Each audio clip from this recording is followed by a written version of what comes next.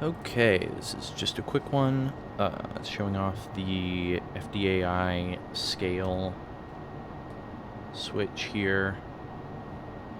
So what this does is this scales the error needles, which are the yellow needles, and the rate needles, which are the black arrows. And so this number on either side of this vertical line basically tells you what each different kind of needle will be scaled to. So in the top setting, the error needles, when they are at the end of their track here, which you can see,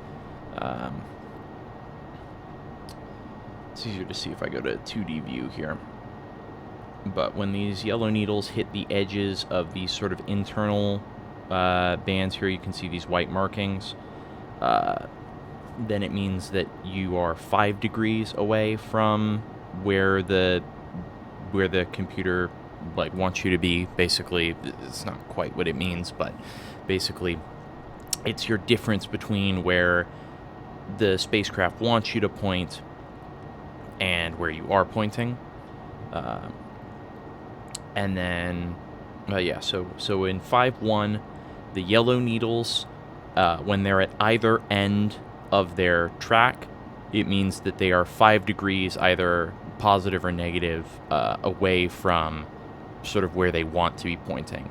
And these rate needles, when they're at the end of their track here, if they're all the way at the end, then they're at +1 or -1 degrees per second of rate.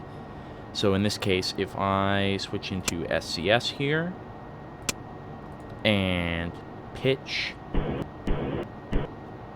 so now this needle here is pegged, and that means in this rate scale, because this needle is pegged, I know that I am rotating, I'm pitching up at a rate of 1 degree every second.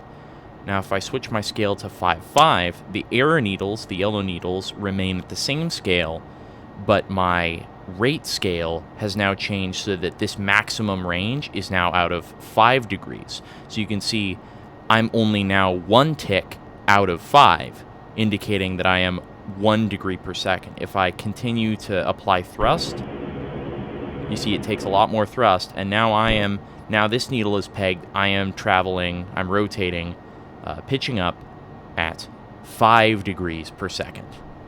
And now if I switch this scale here, you can see the needles kind of move in, because now the error needles are scaled farther away. So now, not farther away, but now the range of these needles is anywhere from +50 to -50 degrees away from the attitude that we want to be in. And you can see that now our rate scale is out of 10, so I am at around 2.5, because I'm at 5 degrees per second out of a total possible range of 10 degrees per second, which is obviously a very significant rate of rotation. So this is really only used for things like monitoring burns, where you want to keep large rates.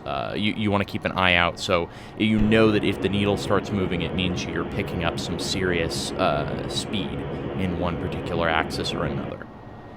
Now if I drop my rate back to 1, you can see that that's come back down now. So hopefully that helps explain it. I can't really explain the error needles super well, just because their meaning depends on the context. But your rate needles, for example, so basically the number on the left side of the error rate means the